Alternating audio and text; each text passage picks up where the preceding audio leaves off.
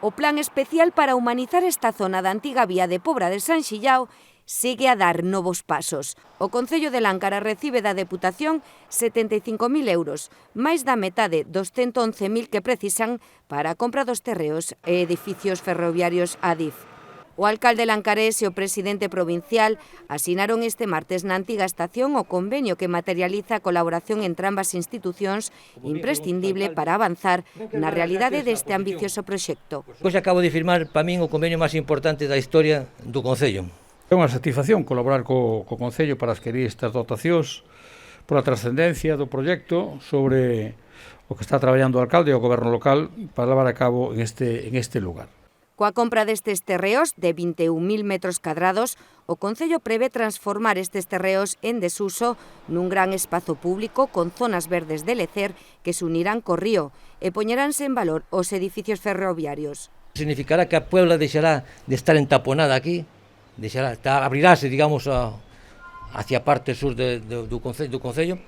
Unha nova cara para esta zona que marcará un antes e un despois na vila. Este proxecto suporá un avance importante cara a un modelo de urbanismo máis sostible, máis humanizado, non só é poñer ladrillos, sino que hai que facer máis cousas, e, por tanto, vai ter un maior protagonismo a xente.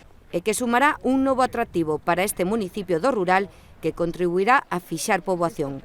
En un elemento que atraerá a persoas, posiblemente de outros municipios, para desfrutar dunha oferta de ocio, de calidade, familiar, en contacto ca naturaleza, e que o que máis está a valorar neste momento a xente a saída da pandemia. Estas cousas se valoran máis do que se valoraba antes. No acto de sinatura do acordo, o que asistiron numerosos lancareses, o alcalde anunciou outro dos pasos inmediatos deste importante plan, como é a creación dunha rotonda. Estase facendo o proxecto, falei no co presidente da Xunta de Galicia, que na última visita que tuve a Santiago con el, teño compromiso de palabra de que iba a colaborar con nós para facer a rotonda. Estamos xa definitivamente arrebatando o proxecto. Espero que nesta legislatura poda quedar esa rotonda feita. José Tomé felicitou o rexedor e o seu equipo de goberno pola relevancia do proxecto e destacou a aposta da Deputación con Láncara que inviste preto de 300.000 euros neste concello a través do Plan Único. O presidente provincial aproveitou tamén a súa visita á localidade para inaugurar na parroquia de Veiga de Outeiro a renovación da antiga escola de Láncara. Uns traballos que supuxeron un coste de preto de 50.000 euros e que foron realizados prácticamente con fondos provinciais. As obras consistiron na unión das dúas salas do edificio, convertido agora nun único espazo, o que o fai máis amplo para o desenvolvemento de actividades sociais e culturais.